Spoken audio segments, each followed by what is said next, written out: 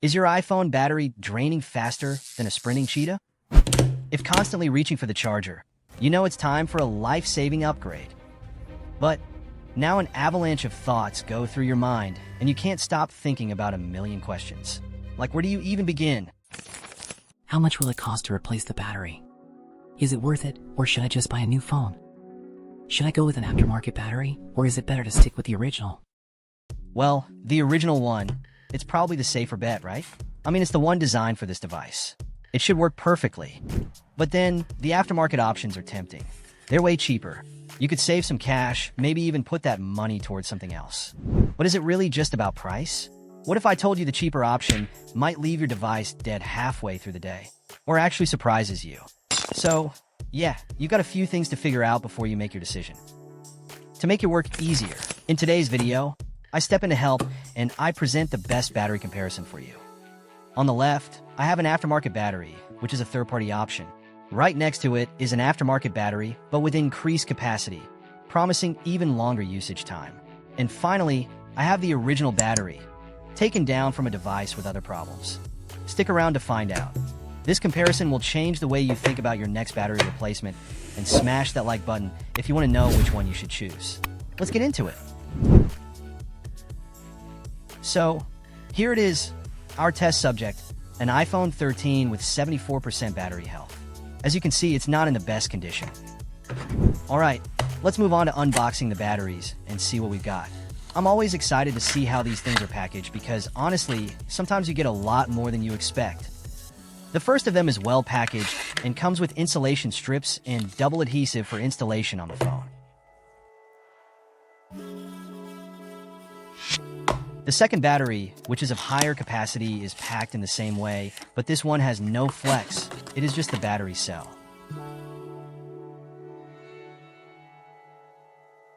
Here things are a little different, and to be able to test, I will have to take the BMS flex from the original battery and mount it on it.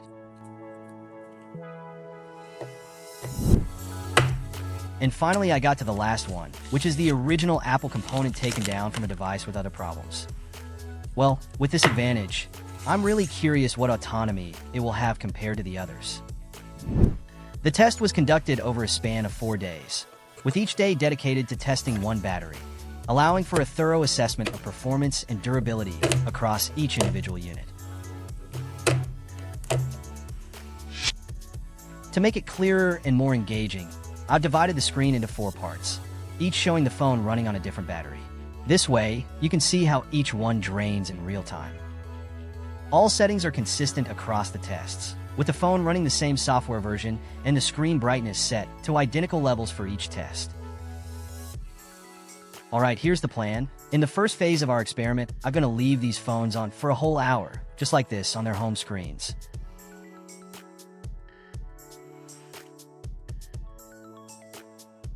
After the first hour of operation, the battery with the increased capacity has taken the lead, demonstrating its superior ability to handle energy demands. I'm curious if this trend will be maintained during the test. In the next stage, I will leave the YouTube app running on video at 1080p resolution. The volume and brightness are identical, and the same video plays in all examples. The reason for maintaining identical settings is to minimize any variables that could skew the results. Furthermore, by using the same settings across all examples, we're ensuring that our comparison is fair.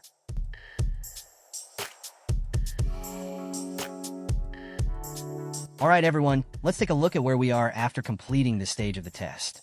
We've maintained the results at the same rate, which is promising, but there's something that's raised a red flag for me.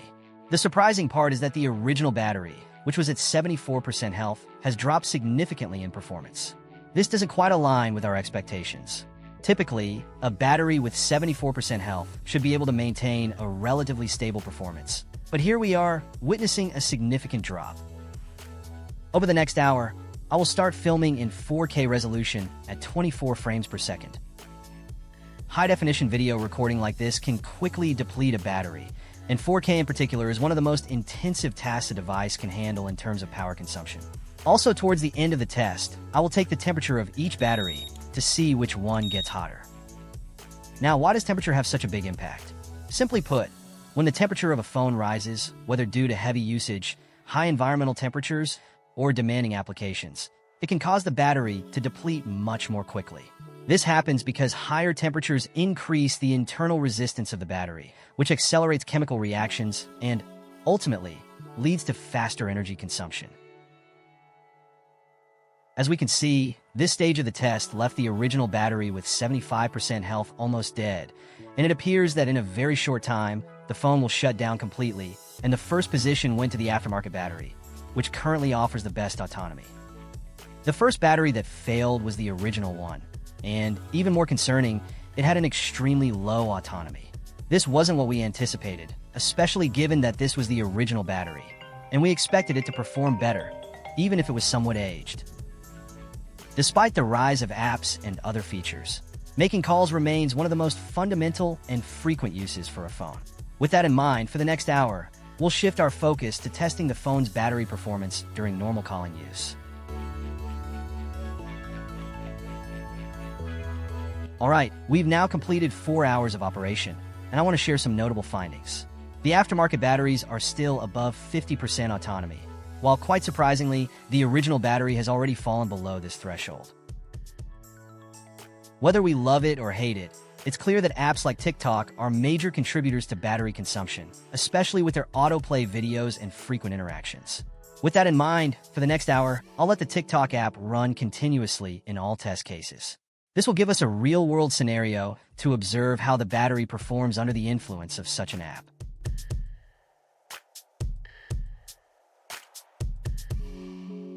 These batteries performed excellently and exceeded the 5-hour threshold, which is a significant milestone in our testing. But what really stands out is the performance of the aftermarket battery. It took first place, outperforming the others by a noticeable margin. Because we have the option to push the limits of this test, I will be filming in 4K resolution at 24 frames per second, but this time using the front camera.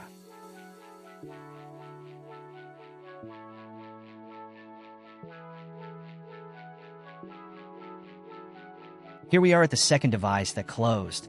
It didn't quite reach the 6-hour threshold, stopping at 5 hours and 56 minutes.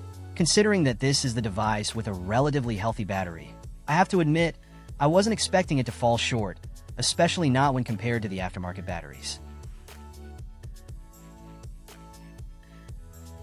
We're still in the thick of our testing, and we're now focusing on the aftermarket batteries. I'm curious which one will offer the best autonomy, and to get to the bottom of this, I'll continue using the batteries in gaming mode for the rest of the test. As we know, gaming is one of the most power-hungry activities a phone can handle, and it's a great way to really push the limits of battery performance. We've reached the penultimate battery that closed, and interestingly, we also have the battery that wins today's test. With an impressive autonomy of almost 7 hours of continuous use, the aftermarket battery with a higher capacity has really set the bar for performance. If you are considering changing your battery, this aftermarket option might be a really good choice, especially when you consider that it's available at a competitive price. This aftermarket battery has performed exceptionally well, and its results have been impressive enough to challenge the assumption that more expensive, original options are always the best choice. So, this opens up a really interesting conversation. Could aftermarket batteries actually be outperforming original batteries? Of course. I'd love to hear your thoughts. I'm really curious to know which one you ended up buying, as I'm always looking for great recommendations. If you found this content helpful, don't forget to subscribe for more tips and insights. Your support means a lot, and it helps me create even more valuable content for you.